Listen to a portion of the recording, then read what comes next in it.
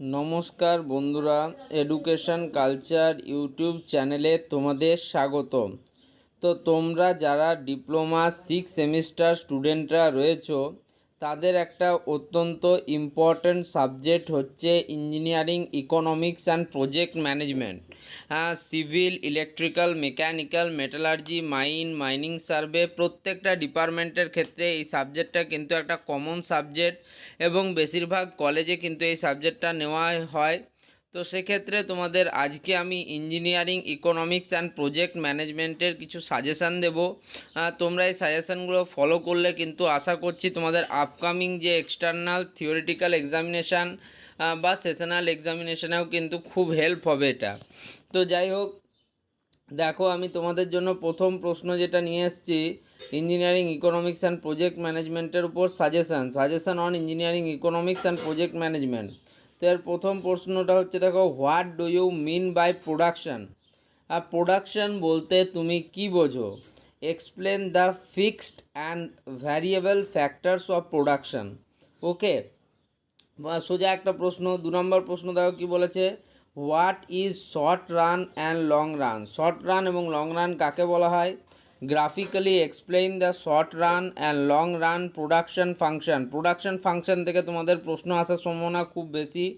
তো short run এবং long run কী, এবং একইভাবে তোমাদের গ্রাফিক্যালি এক্সপ্লেন করতে হবে শর্ট রান এবং লং রান প্রোডাকশন ফাংশন কী। 3 নম্বর প্রশ্ন দেখো রয়েছে, write a short note on fixed cost and variable cost, marginal cost and average cost, short run and long run curves, Gantt chart, opportunity cost, rationality cost, fixed and working cost, liquidity ratios with formula, activity ratios, profitability ratios, types of demand.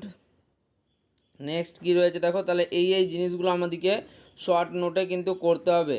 তারপরে 4 number প্রশ্ন দেখো, what do you mean by project management থেকে এটা প্রশ্ন।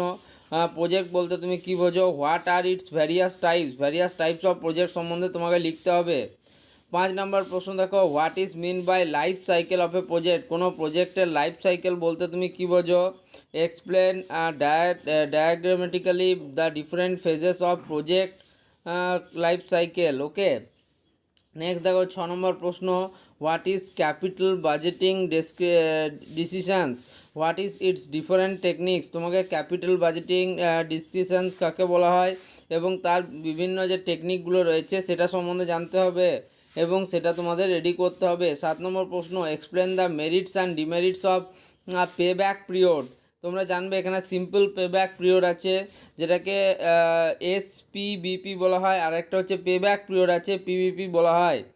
Net present value, NPV method থেকে কিন্তু প্রচুর প্রশ্ন পরীক্ষায় আসে, তোমাদের বলছি। তো এই নেট প্রেজেন্ট ভ্যালু মেথড এবং internal rate of return method তোমরা একটু করে নেবে। নেক্সট আমাদের দেখা রয়েছে difference between NPV, net present value, এবং internal rate of return IRR মোডের মধ্যে ডিফারেন্স করতে হবে।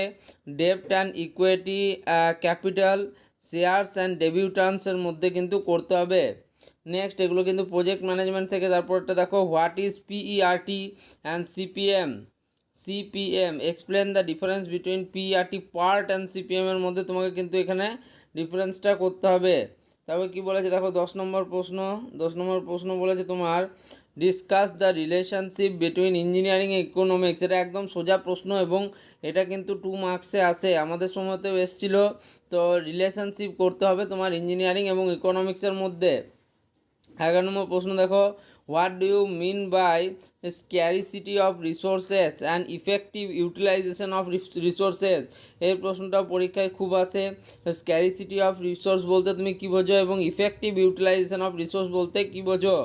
12 নম্বর প্রশ্ন দেখো, what do you mean by law of demand থেকে কিন্তু প্রচুর প্রশ্ন পরীক্ষায় আসে।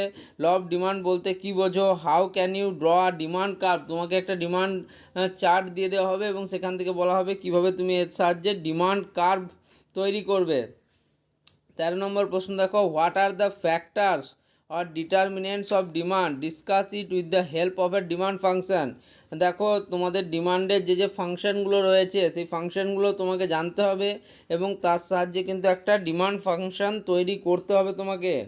14 নম্বর প্রশ্ন কি বলেছে দেখো, discuss price elasticity of demand with formula derivation. What are the different types of elasticity of demand. বিভিন্ন রকম ইলাস্টিসিটি হয় ডিমান্ডের, সেই ইলাস্টিসিটিগুলো তোমাকে জানতে হবে।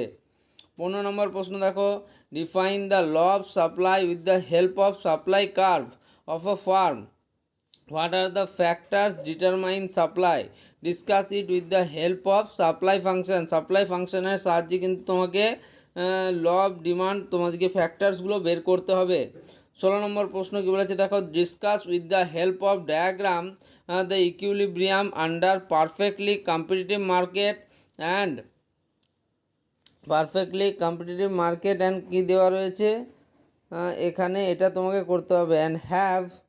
and how equilibrium price and quantity are determined including problems done in class। তোমাদের যেগুলো ক্লাসের মধ্যে যে প্রবলেমগুলো করানো হয়েছে কলেজে তোমাদের, সেগুলো কিন্তু তোমরা ভালো করে করবে। নেক্সট 17 নম্বর প্রশ্ন কি বলা হচ্ছে দেখো, discuss the features under perfectly competitive market, monopolistic competition and oligopoly. এটা কিন্তু পরীক্ষায় প্রচুরবার প্রশ্ন এসছে এই প্রশ্নটা। 18 নম্বর প্রশ্ন দেখো, discuss the role of government in socialist, capitalist and mixed economy with example. এটাও কিন্তু একটা ভালো প্রশ্ন। তা দেখো আমি তোমাদের জন্য খুব ভালোভাবে প্রশ্নগুলো দিয়ে দিচ্ছি। তোমরা এটাকে কিন্তু কপি করতে চাইলে কপি করে নিতে পারো এখান থেকে। তো দেখে নাও কী কী প্রশ্নগুলো রয়েছে এবং তোমরা এই প্রশ্নগুলো রেডি করো। অবশ্যই কিন্তু পরীক্ষায় তোমাদের এই প্রশ্নগুলো হেল্প করবেই।